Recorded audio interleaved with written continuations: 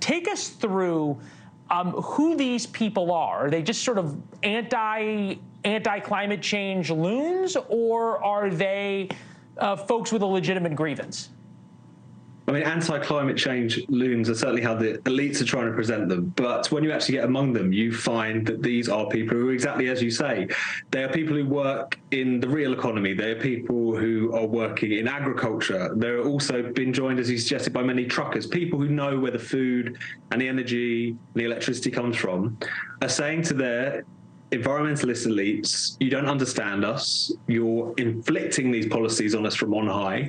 And not only are they destroying our industries, in Germany they've been losing about 10 farms per day for the past decade, in large part as a consequence of punishing green policies, but also that it's affecting everyone in society. Germany has insane green policies. It's got amongst the most solar and the most wind power in Europe, and it's also got amongst the highest energy prices in Europe. So you're even seeing a lot of solidarity from just ordinary members of the German public as well. So I think what we're really seeing here is a sort of new form of populist revolt, if you like.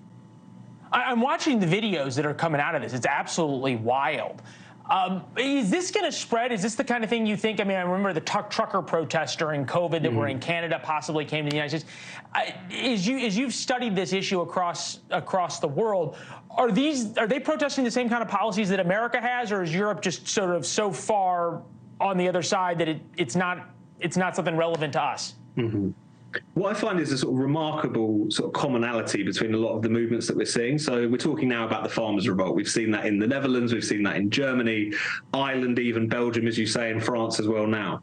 And obviously a lot of that has to do with green policies. But, you know, we also saw in recent years the yellow vest, the gilets jaunes in France, which were people who lived in the suburbs, in the peripheries, again, small business people, truckers and so on, who were being hit by punishing green taxes. Something like the trucker revolt in Canada, different insofar as it was to do with COVID mandates, but I think has a similar kind of kernel to it, which is the people who really are necessary for society to keep running, much more than the white-collar elites of Ottawa or Berlin or anywhere else. The people who, if they don't show up to work, the food doesn't end up on the shelves. The people, if they don't show up to work, the energy isn't produced, the things are shipped, they're standing up for themselves. Yeah, look, and they're standing up for themselves because they're getting squeezed and their profits are getting taken away. At some point, getting up at 4 a.m. to milk a cow doesn't really seem that appealing if you're not able to make any money doing it. Farmers protesting across Europe, climate regulations and taxes, increase in production costs, fuel, energy, the things that you talked about.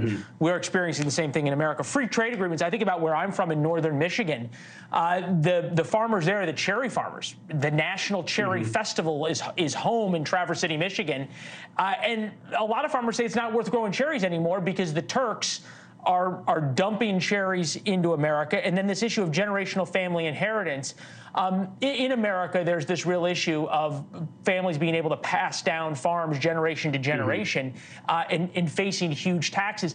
The pictures we're seeing in Europe, are they making a difference, or are the political leaders paying attention? Are they going to take a step back? What's happening? Well, they've got no choice but to pay attention. I mean, what's been really fascinating is the fact they've shown the political elites that you don't want to get on the wrong side of people who operate heavy machinery. They can actually bring society to a standstill quite quickly. In Germany, as an example, they already have the government that is, have tried to offer a couple of concessions. That's not calmed things down. But I think that we're only really at the beginning of this. It's not to say that the battle is over by any stretch of the imagination, but for the first time, certainly for as long as I've been paying attention to this particular issue, the whole climate discussion is finally meeting and running into just the realities of the voters and industry and what ordinary people are willing to put up with. And so therefore, I don't think that the elites can carry on as they have been for the past 10 years or so. Thanks for watching. Go to joinnn.com to find NewsNation on your television provider. And don't forget to click the red subscribe button below to get more of NewsNation's fact-driven, unbiased coverage.